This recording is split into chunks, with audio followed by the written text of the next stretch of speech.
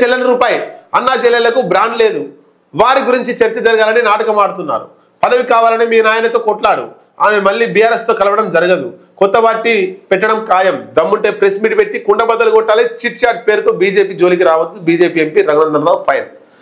నేను అడుగుతున్నా, BJP MP Raghunandan Rao కవిత చెల్లెన్ రూపాయి అంటున్నారు కదా, మీరు కూడా చెల్లెన్ రూపాయి లాగానే తయారవుతున్నారు ఎందుకని? మీరు ఫైర్ బ్రాండ్ కదా, మీరు ప్రశ్నిస్తారు కదా, గుక్క తిప్పకుండా క్వశ్చన్లు చేస్తారు కదా, ఎదుటివానికి ముచ్చెమటలు పట్టిస్తారు కదా మీ న్యాయవాద బుర్రతోటి.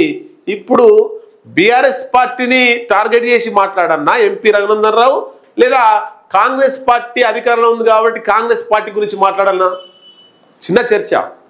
అంటే అధికారంలో ఉండే అధికార పార్టీ లోపాలను ఎత్తి చూపాలే ఎవరైనా, ఎంపీలు కావచ్చు, ఎమ్మెల్యేలు కావచ్చు, ఇతర పార్టీలకు విపక్ష పార్టీలకు సంబంధించి ఎవరున్నారు? బీజేపీ, బీఆర్ఎస్, ఎంఐఎం, ఒక సిపిఐ ఎమ్మెల్యే వీళ్ళే ఉన్నారు, ఒక ఎమ్మెల్సీ సిపిఐ. వీళ్ళు ప్రశ్నించాలి కదా.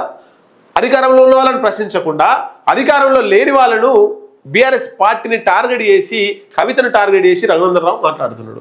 ఎందుకు అందరూ తెలుసు. 174 ఎకరాలు, 172 ఎకరాలు, 176 అనుకుంటా, సరే, ఆ 176 ఎకరాల భూమిని రఘునందన్ రావు పేరు మీద మార్చడానికి కాంగ్రెస్ పార్టీ ఇండైరెక్ట్గా సపోర్ట్ చేసింది, ఇంకా సపోర్ట్ చేస్తుంది. కాబట్టి కాంగ్రెస్ ప్రభుత్వం మీద ఏం విమర్శ చేయడు రఘునందన్ రావు. అయిపోయింది. ఇక కాంగ్రెస్ పార్టీ మీద ఏం మాట్లాడు రఘునందన్ రావు. మాట్లాడితే ఆ 176 ఎకరాల భూమి విచారణకు వస్తుంది, ఈయన మీద ఆరోపణలు వస్తాయి, ఈ మీడియాలో రచ్చరచ్చ అవుతుంది, ఈయన మీద ఇబ్బంది అవుతుంది. ఒక ఎకరము ఒక గజం జరిగితేనే తలకాయలు కొట్టుకొని చస్తున్నారు, ఫైటింగ్లు వేసుకొని చస్తున్నారు, నరుక్కొని చస్తున్నారు. 176 ఎకరాలు అప్పనంగా కొట్టుకపోతుంటే కాంగ్రెస్ ప్రభుత్వం చూస్తుంది. ఎందుకంటే ఈయన కూడా ఏం మాట్లాడకుండా ఉండడం కోసం. ఇక పోయి కాంగ్రెస్ పార్టీలో కలుస్తాడే మరి రఘునందన్ రావు.